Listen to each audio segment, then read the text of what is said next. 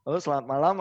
Masih bersama saya Ihan Martoyo dari jurusan Teknik Elektro UPH. Saya masih bersama Pak Daniel Setiawan, Pak Rocky Saputra. Beliau berdua praktisi di bidang bisnis dan ekonomi.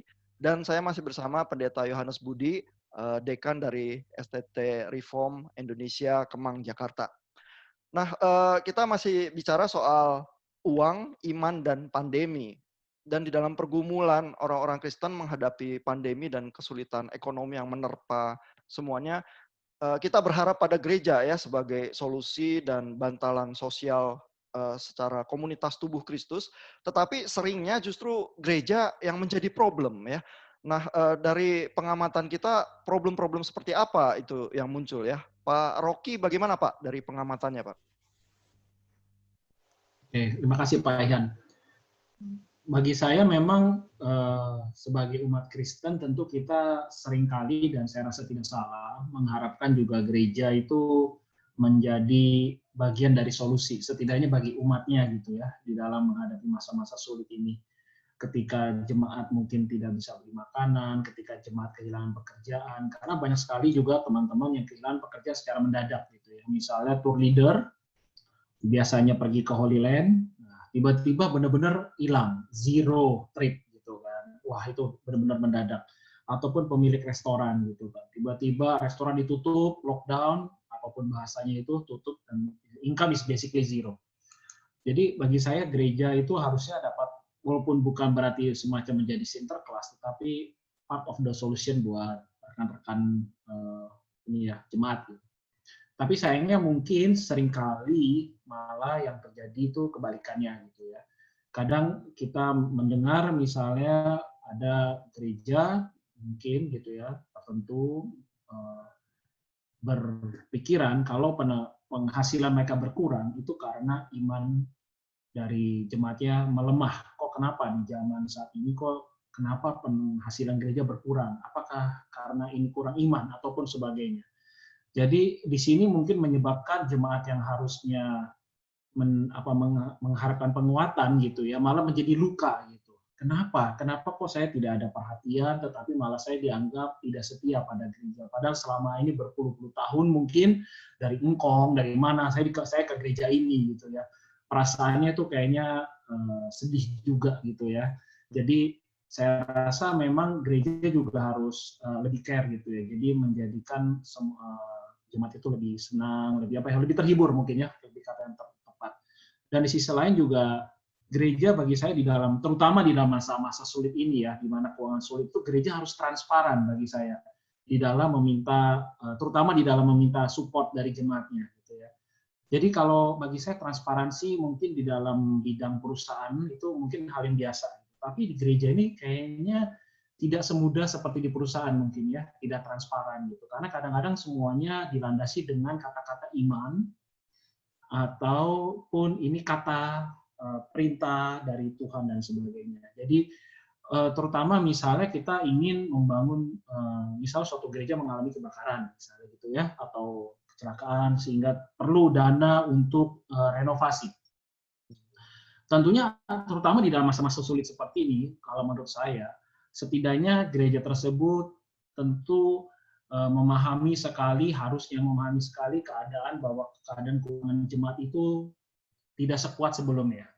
Sehingga tentunya transparansi juga perlu gitu. Dalam arti jemaat sekalian, gereja kita mengalami musibah, misalnya kebakaran, kita ternyata di cover sama insurance misalnya. Misalnya dana perbaikan 1 miliar, insurance hanya mengcover sayangnya 500 juta rupiah. Nah, ketika itu kita, dengan itu kita mengharapkan Bapak Ibu mensupport kita sisanya. Gitu. Dan kemudian ya silakan di fundraising gitu, kemudian diupdate. Gitu. Nah, jadi dengan begini bagaimana ya? Kalau saya jemaat yang tentu juga mengalami kesulitan gitu dalam masa-masa sulit seperti ini, ketika kita memberikan sesuatu juga itu tentunya pengorbanan kita juga tentunya double ya. Walaupun itu buat rumah Tuhan atau apapun kita tentu harusnya pengorbanan kita pun tentu dihargai. walaupun bukan sebelum tidak dihargai, tetapi dalam masa sulit ini harusnya kita semua juga saling membantu ya. Ketika gereja juga secara transparan bilang dia butuh sekian rupiah dan diterima sekian rupiah, sehingga jemaat pun tahu bahwa pengorbanan mereka itu pun sudah sampai titik semana gitu ya. Sehingga di sini juga setidaknya jemaat juga tahu gitu ya, apa yang dapat dan apa yang sudah dicapai oleh gereja gitu. Dan gereja juga saya harap juga sangat, saya rasa sangat wajar gitu ya kalau jemaat mengharapkan ada yang namanya perhatian gitu ya. Kadang sendiri tadi yang pertama saya sudah bilang ya, kalimat-kalimat dari gereja, himbauan dari gereja kalau salah gitu ya, itu menyakitinya luar biasa ya. Orang lagi susah langsung dihakimi itu saya rasa juga pahit gitu. Dan transparansi gereja juga sangat penting. Dan terakhir saya rasa kembali lagi ke bagaimana gereja harusnya dapat mengenal lebih jauh gitu ya. Kalau sekarang ini biasanya sebelum masa pandemi itu mohon maaf tidak sedikit juga gereja tuh hanya mengenal orang hanya dari fisik saja kadang-kadang. Oh orang yang baju ini, orang yang baju itu, yang ini, itu yang botak mungkin seperti saya ataupun apa. Tapi mereka tidak mengenal lebih jauh bapak ini apa, bapak ini. Nah, mungkin ini saat yang baik saya rasa. Kalau gereja bisa tahu gitu ya, orang yang kemarin ke gereja selalu ketawa-ketawa, senang-senang, kok kemana dia? Apakah dia lagi sulit? Ataupun yang kemarin kita lihat ke gereja pakai bajai mungkin atau jalan kaki, kemana dia? Jadi saat-saat inilah saya rasa untuk ini ya penutup dari komentar jawaban saya adalah gereja harus bisa memanfaatkan momen-momen ini untuk karena santai ya dalam arti tidak ada pengembalaan, tidak ada pendeta mungkin tidak harus siapin semuanya gitu. Ini saat-saat gembala juga mengenal jemaatnya gitu ya. Saya rasa itu dari saya Pak Ilham. Jadi Pak Rocky itu melihat problemnya justru kalau di masa pandemi ini gereja itu menuntut ya justru support secara ekonomi dari jemaatnya, padahal jemaatnya juga kesulitan ya. Dan solusinya yang Pak Rocky lihat adalah compassion terhadap jemaat ya, personal care dan transparansi keuangan ya kalau memang butuh dukungan ya. Nah Pak Yohanes Budi ini yang memang berkecimpung di dunia gereja pelayanan begitu ya. Pak Yohanes Budi melihatnya problem yang justru muncul di secara ekonomi dari sisi gereja seperti apa, Pak? Ya, jadi gereja itu kan sudah punya proyek-proyek yang direncanakan dan waktu perencanaannya itu kan sebelum pandemi ya. Dan sekalipun kita gereja ternyata kita tidak diberitahu oleh Tuhan bahwa tahun 2020 ini akan ada pandemi yang seperti ini begitu. Memang itu sesuatu yang diizinkan oleh Tuhan dalam satu misteri sehingga kita mengambil langkah-langkah yang mungkin terlalu berani dan terlalu agresif. Pada waktu itu ya kita anggap sesuatu yang rasional begitu, kita bisa mencapainya. Tetapi dengan kondisi yang seperti ini terasa itu langkah yang terlalu berani, terlalu agresif, dan kita sudah terlanjur untuk mengambil langkah itu. Dan dalam kesadaran akan Tuhan yang ikut bekerja, ya kita bisa tetap berkata bahwa di tengah-tengah situasi seperti ini pun, ya kita nggak tahulah rencana Tuhan itu apa. Jadi ada dua sikap sih ya yang bisa kita lakukan ketika kita itu sudah terlanjur dengan proyek-proyek besar yang menguras banyak uang dan sudah terlanjur jalan. Jikalau kita hentikan, maka kita mengalami kerugian yang cukup besar. Gitu. Yang pertama ya mengambil langkah ekstrim. Mengambil langkah ekstrim itu ya jual hartamu dan bagikan kepada orang-orang miskin. Gitu. Jadi ya memang dihentikan sama sekali, kemudian dijual saja dan kemudian dibagikan saja begitu. Misalnya. Tapi masalahnya kalau belum lunas kan belum milik kita juga gitu. Proyek belum selesai juga belum menjadi milik kita. Itu kan jadi nggak bisa kita jual juga begitu. Itu adalah langkah ekstrim. Langkah yang kedua, langkah yang lebih moderat ya. Langkah yang lebih moderat mungkin ada 3 sikap yang bisa kita lakukan. Yang pertama itu jujur ya. Jujur itu tidak memanipulasi. Jadi kita kemukakan saja dengan jujur, ini loh kondisi gereja kita. Jadi waktu itu kita memiliki proyek seperti ini dan pertimbangannya waktu itu memang masuk akal semuanya itu bisa tercapai.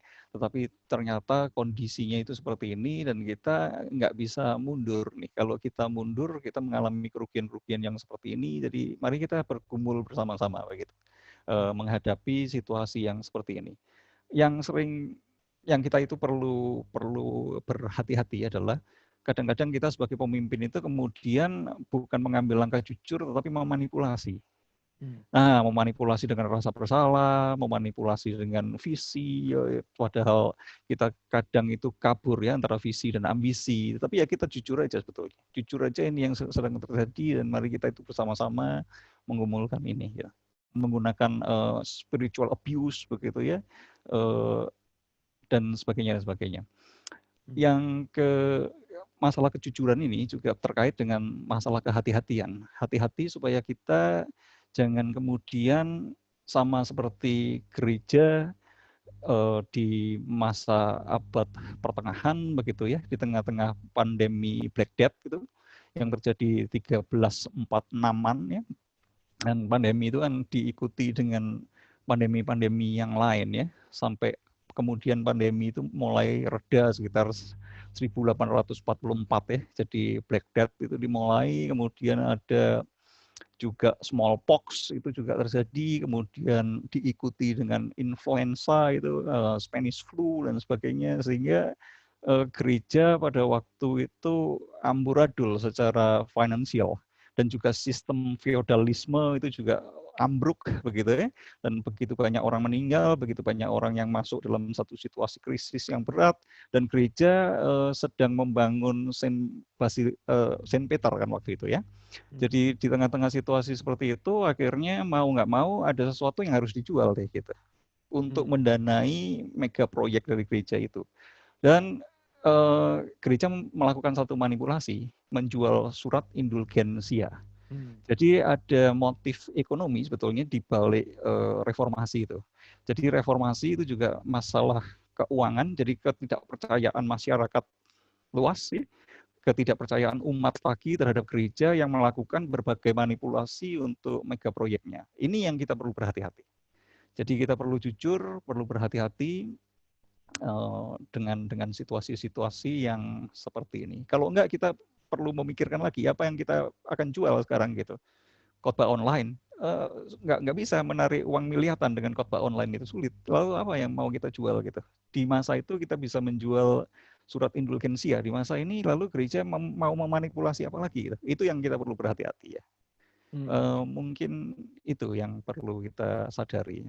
Jadi gereja bukan pertama kali yang menghadapi krisis-krisis semacam ini ya, dari ratusan tahun yang lalu sudah, dan gereja juga berkali-kali gagal ya di tengah krisis malah melakukan manipulasi ya terhadap jemaatnya, karena mungkin kasus yang dibahas Pak Yohanes Budi itu yang paling sulit kali ya, karena udah investasi duluan gereja, tapi terus terjadi pandemi ya, sehingga bagaimana mundurnya ya.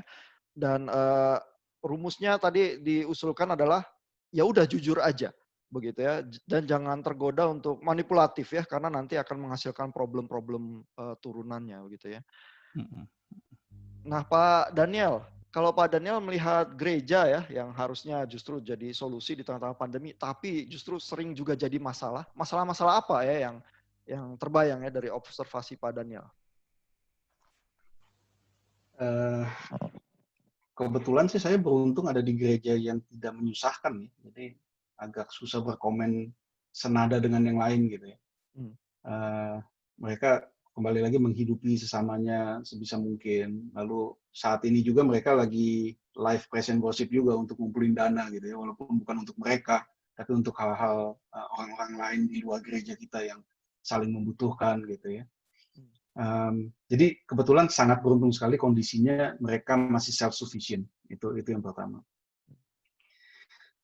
Yang kedua tentang mega project tadi sih, mungkin saya nangkepnya masih mencoba memahami ini.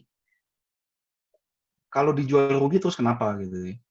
Kita kan juga nggak cari untung. Memang uang itu memang dapatnya dari jemaat. Kalau bisa jangan hilang dong gitu ya, jangan sampai rugi dong. Kesannya ada beban di situ memang. Tapi kalau rugi terus kenapa? Seakan-akan tadi sangat susah sekali. Padahal bisnis itu dari hari ke hari, bulan ke bulan kita melakukan keputusan yang sama. Ini saatnya cut loss karena situasinya udah tidak sama lagi. Dulu kita ngambil keputusan, nggak usah ditanyakan lagi. Keputusannya itu memang sudah tepat. Selama memang kita melakukan iman kita dengan tepat bahwa ini yang terbaik waktu itu dilakukan. Cut loss sekarang. Dan Di 2 pekerjaan saya sebelumnya, saya itu menjual 8 pabrik dan 1 lahan yang nggak ada gunanya. Dan semuanya itu ketika diambil keputusan sama presiden direktur waktu itu, dia bilang, "Ini gila ya, ngapain ngambil-ngambil beginian ini? Di lokasi yang jauh, ada yang mati ditombak, ngejagain mesti pakai anjing, nggak bisa pakai orang," gitu ya. Itu luar biasa lah daerahnya gitu ya. Tetapi dari semua 8 dan 1 lahan itu, semuanya itu untung. Untungnya kenapa? Kita juga geleng-geleng kepala. Aneh gitu ya. Dari sisi bisnis saja kadang ada hal-hal yang kita tidak bisa jelaskan sebetulnya. Mungkin dari sisi gereja, saya yakin kalau gereja dibangun tuh biasanya lokasinya luar biasa. Aku langsung kebayang kayak McDonald gitu ya. McDonald kalau buka maunya di tempat yang rame, yang harganya bakal tinggi lah gitu. Jarang ada gereja mau di pinggir tempat sampah atau apa gitu intinya ya. Pasti lokasi bagus gitu ya. Jadi yang pincang adalah kalau orang bisnismen itu memikirkan bahwa semuanya itu bisa keluar dengan lebih baik dari yang kita bicarakan tadi, kenapa gereja sebetulnya enggak ya? Kenapa harus ngomongin untung rugi ya? Kalau memang ini kondisinya berubah dan ini kita doakan sama-sama, ya memang ini kita harus jual, ya dijual lah gitu ya. Apakah kita akan dirajam dengan jemaat kita atau apa? Ya mungkin kalau mereka nggak suka gitu ya, tapi moga-moga enggak gitu ya. Jujur saya sangat suka sekali yang tadi pilihannya. Karena ini seperti pribadi. Tadi kita ngomongin gereja gitu ya, tapi pribadi kita kan sering juga kita salah ngambil keputusan. Oh, kita mau tante-tante lah ya. Tante-tante mau beli tas nih bagus nih gitu ya. Oh, tasnya bagus terus suaminya kurang duit habis itu duitnya kurang gitu ya. Atau kita kepengen dari dulu punya Mercedes, kita beli Mercedes tua terus bobok gitu ya. Terus kita mesti betulin duit habis gitu ya. Yang harusnya kita bisa nyekolahin anak bagus jadi nggak nyekolahin anak bagus gitu ya. Intinya bukan gereja aja tapi pribadi kita dari hari ke hari pasti ngambil keputusan yang pasti ada salahnya. Dan ketika ada salahnya terus mau ngapain gitu ke depannya gitu ya. Dan orang-orang yang picik dan jahat akan bilang, oh nggak begini. Ada waktu itu di kantor orang dia pakai iPad bagus, sepatunya bagus, bajunya bagus, tapi tagihan kartu kreditnya bengkak gitu ya. Karena memang secara pribadinya dia itu mendahulukan, menyombongkan segala sesuatu yang dia punya. Tetapi ada orang-orang yang memang kalau integritasnya baik, ya kalau saya salah ngambil keputusan, ya kita betulkan sekarang gitu ya. Dan jujur aja kebuka, kenapa enggak? Ini gereja lagi ya, emang aku bingung tadi ada boleh pilihan nggak jujur gitu ya. Pasti mesti jujur lah. Mungkin yang saya mau sampaikan adalah halnya tidak sejelek itu. Banyak hal-hal di dunia bisnis, bukan dunia beriman pun, ending resultnya bisa good story juga gitu ya, good ending juga gitu ya. Walaupun nggak jadi kaya raya atau untung banyak, tapi at least break even lah gitu ya, atau ya untung sedikit, atau ya rugi tapi tiba-tiba dapat tanah lagi yang lebih bagus di mana dengan harga yang sama gitu ya. Jadi don't give up on that, pasti itu tidak se-gloomy yang kita pikirkan. Mungkin saat ini lagi gloomy, tapi probability untuk se-gloomy itu mungkin lebih kecil dari yang kita pikirkan sih. Hal terakhir yang saya mau tambahkan untuk kontribusi gereja di saat-saat yang susah ini adalah kita kan banyak memikirkan atau fokus kesusahan sekarang. Tapi kalau kita lihat jemaat kita lagi susah, oke tadi kita hibur, kita coba ada di sana untuk dia. Pertanyaannya adalah, kalau misalnya pandemi ini berkelanjutan selama 5 tahun ke depan, apa yang kita mesti kasih advice ke mereka? Apa yang mesti kita siapkan jemaat kita di sana? Kalau kita nggak punya jawabannya, itu mungkin PR kita untuk mikir. Karena orang pintar, kadang hikmatnya nggak nyampe. Kalau misalnya kita bilang kita orang yang beriman dan bertuhan, apalagi pemimpin jemaat yang banyak, duduklah, berdoalah gitu ya. Lihat ini berapa lama. Andaikan berapa lama, bilanglah, kalau misalnya memang 5 tahun, apa yang harus saya sampaikan ke mereka? Apa yang harus kita lakukan? Cobalah lihat ke depan. Karena badai ini jangan-jangan bukan selesai dalam waktu cepat. Dan itu yang mesti disiapkan. Kalau nggak kita keteteran terus, firefighting terus gitu ya. Padahal kondisi sekarang kita tahu lah, saya rasa banyak profesional coach atau pendeta-pendeta yang tahulah bagaimana cara menenteramkan hati saat ini gitu ya. Tapi apakah kita juga berperan untuk menyiapkan mereka ke depan? Mungkin itu bisa digali sih, karena banyak orang mulai berpikir ke sana.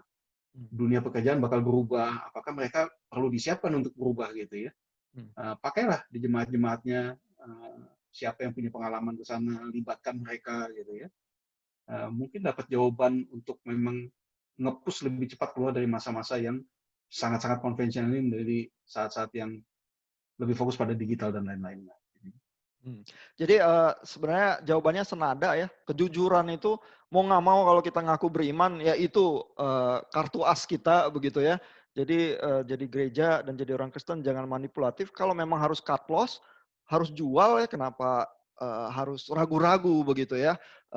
Kejujuran, transparansi itu yang bisa membuat kita keluar ya dari pergumulan ekonomi kita secara pribadi maupun secara gereja. Ya. Dan kejujuran itu penting karena itu juga punya efek ekonomis ya. Jadi maksudnya mengapa jumlah persembahan kurang gitu? Salah satunya karena ketidakpercayaan kepada gereja gitu.